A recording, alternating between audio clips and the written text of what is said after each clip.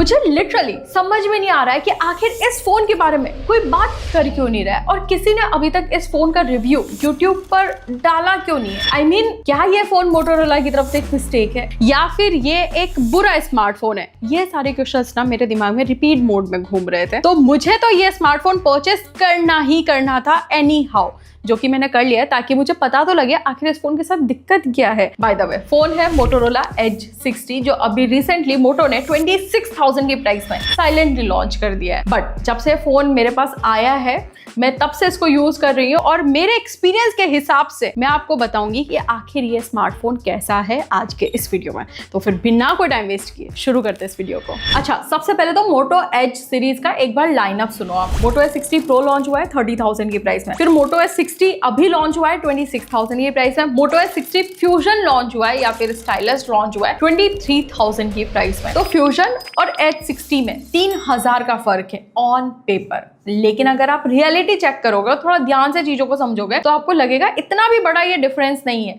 Let me explain. ठीक है, क्या है कि जो फ्यूजन है वो 8GB रैम के साथ लॉन्च हुआ है 23,000 की प्राइस में, लेकिन अगर आप उसका 12GB वेरिएंट परचेस करोगे तो वो आपको मिलेगा 25,000 की प्राइस में। और यहाँ पर मोटो S60 लॉन्च ही हुआ है 12GB वेरिएंट के साथ 26,000 की प्राइस में। तो अगर आप 12GB वेरिएंट यहाँ पर चेक करोगे ना दोनों फोन का, तो सिर्फ 1,000 का फर्क है। और इसी 1,000 के डिफरेंस को देख के अगर मैं यहाँ पर परफॉर्मेंस के बारे में बात करूं तो कुछ डिफरेंस सच है नहीं यहाँ पर। आई मीन, दोनों फोन में एक्जैक्टली सेम प्रोसेसर यूज हुआ है, सेम तरीके का रैम है, सेम तरीके का स्टोरेज है। एंटुटू स्कोर्स देखे सिमिलर निकल के आते हैं, गीकबेंच स्कोर सिमिलर टाइप के हैं। सीपीयू थ्रॉटलिंग टेस्ट किया, वहां पर ज्यादा फर्क नहीं है। काइंड ऑफ बहुत ही सिमिलर स्मार्टफोन्स है। लेकिन हाँ, मैंने यहाँ पर दोनों में ना स्टोरेज टेस्ट भी रन किया था। ऑल्दो मैंने जब वेबसाइट वगैरह पे चेक किया तो दोनों जगह लिखा हुआ है UFS 2.2E, लेकिन यहाँ पर जो स्टोरेज टेस्ट के रिजल्ट है वो ज्यादा बेटर निकल के आए हैं मोटोरोला एज 60 के अंदर। तो ये एक फर्क है, लेकिन ये फर्क भी मैं बोलूंगी ऑन पेपर ही है, क्योंकि मैंने अभी तक जितना फोन को यूज किया, सोशल मीडिया चलाए हैं, गेमिंग वगैरह करके देखा है, मुझे एग्जैक्टली में सिमिलर परफॉर्मेंस देखने को मिली है दोनों ही स्मार्टफोन में। तो यहाँ पर मेरा एक्सपीरियंस काफी हद तक एक जैसा ही था। बट अगर आप उसे ये पूछोगे कि चलो ठीक है परफॉर्मेंस एक जैसी दे दी है, लेकिन UI में तो आई एम श्योर कुछ ना कुछ तो फर्क दिया होगा, नहीं,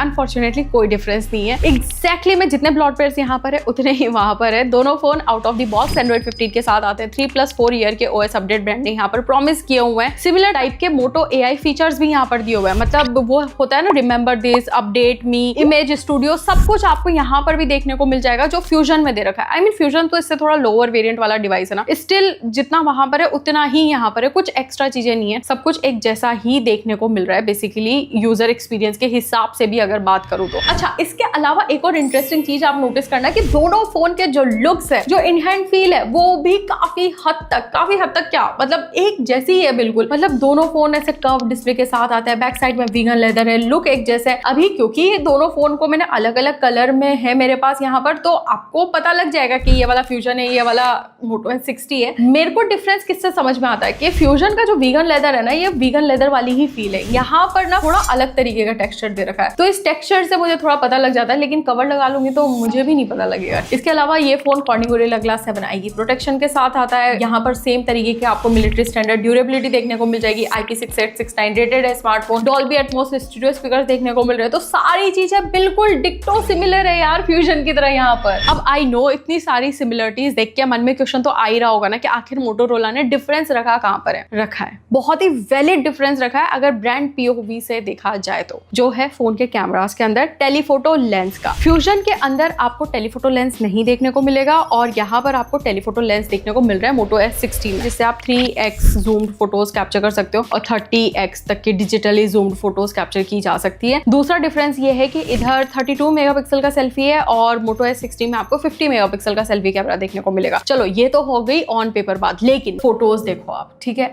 अगर मैं यहाँ पर लिखूँ ना कि कौन सा फोटो किससे कैप्चर हुआ है, आई डोंट थिंक सो आप लोग मुझे बता पाओगे कि कौन सा फोटो किससे कैप्चर किया गया है। इतने सिमिलर फोटोज है, इतनी सिमिलर इमेज प्रोसेसिंग यहाँ पर की गई है, सिमिलर टाइप की डिटेल्स है, सिमिलर तरह की का स्किन टोन यहाँ पर रखा हुआ है, एक्सपोजर बैलेंस, डायनेमिक रेंज, हर चीज एक जैसी यहाँ पर कैप्चर हुई है। मतलब सेम तरीके की प्रोसेसिंग है, तो उसमें कोई डिफरेंस नजर नहीं आता है। कहाँ पर डिफरेंस है वो बता देती हूँ। पहली बात तो दोनों फोन से आप मल्टीफोकल पोर्ट्रेट फोटोज कैप्चर कर सकते हो। 24mm आप दोनों से कैप्चर कर सकते हो जो नॉर्मल पोर्ट्रेट होते हैं। फिर उसके बाद 35mm दोनों में मिल जाएगा ऑप्शन, 50mm दोनों में दिया हुआ हुआ है ऑप्शन। क्या एक्स्ट्रा चीज यहाँ पर मिल रही है कि आप 85mm में भी पोर्ट्रेट फोटोज कैप्चर कर सकते हो, जो फ्यूजन में नहीं कर पाओगे। दूसरा, अगर आप सेल्फी फोटोज में यहाँ पर देखोगे तो इसमें भी आपको पता लगेगा कि जो मोटोरोला S60 की सेल्फीज है वो थोड़ा और ज्यादा फील्ड ऑफ व्यू कैप्चर कर लेती है, मतलब वो थोड़ी और ज्यादा वाइड रहती है। बट अदर देन दैट इसमें भी कोई मेजर डिफरेंस मुझे नहीं देखने को मिला। इसके अलावा अगर आप अल्ट्रा वाइड की फोटोज देखोगे तो यहाँ पर हो सकता है आपको एक नोटिसेबल डिफरेंस देखने को मिले कि ज्यादा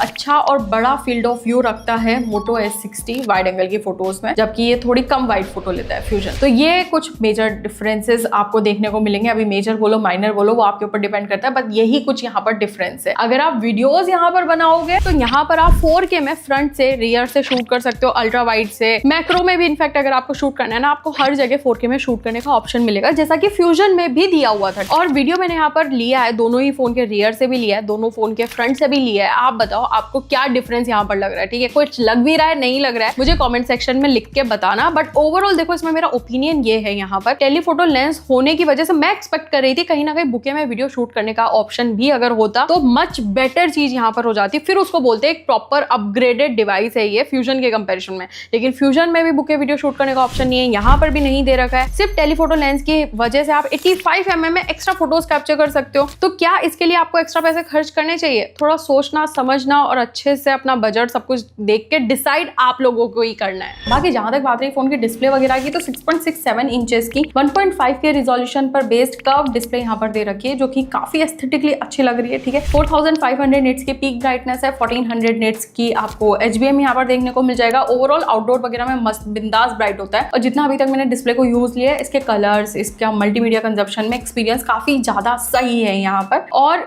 बोलूंगी सिमिलर है फ्यूजन से, क्योंकि मतलब डिस्प्ले की जो साइज वगैरह ना एग्जैक्टली सेम है, ब्राइटनेस भी सेम है, तो कोई डिफरेंस है नहीं। वहां पर भी नेटफ्लिक्स में HDR का सपोर्ट नहीं दे रखा था, यहाँ पर भी नहीं दे रखा है। ऑल्दो आपको यूट्यूब में HDR का सपोर्ट दोनों ही जगह पर मिल जाएगा। तो ये वाली सारी चीजें ठीक है, इसमें कोई डिफरेंस एज सच बनता नहीं है। बैटरी एंड चार्जिंग डिपार्टमेंट भी सिमिलर ही है, 5500 mAh की बैटरी है दोनों ही स्मार्टफोन में। 68 वॉट के चार्जर के साथ ये फोन आता है, ये वाला भी 68 वॉट के चार्जर के साथ ही आया था। 0 to 100% चार्ज करने में 55 मिनट का अप्रोक्सीमेटली टाइम लगता है। अभी इसने मुझे बैटरी बैकअप कैसा दिया वो मैं आपको बता देती हूँ। अभी फोन को यूज करते हुए ना, मतलब अभी तक फोन में बची हुई है कुछ 36% बैटरी, और मेरे को यहाँ पर एग्जैक्टली में 5 hours 31 मिनट्स का SOT मिल चुका है। अच्छा SOT है, मतलब मेरे अकॉर्डिंग तो 7 घंटे आराम से फोन निकाल देगा, और 7 घंटे का SOT 5500 mAh की बैटरी के साथ मिल रहा है, तो इसमें कोई बुराई वाली बात है नहीं। यहाँ पर ओवरऑल मेरे अकॉर्डिंग सारी चीजें सॉर्टेड है, बैटरी भी सही है, डिस्प्ले भी अच्छी है, look and in hand feel भी अच्छा है यहाँ पर। बट क्वेश्चन ये निकल के आता है कि आखिर आपको मोटोरोला S60 को परचेस करना चाहिए नहीं करना चाहिए 25,000 की प्राइस में? देखो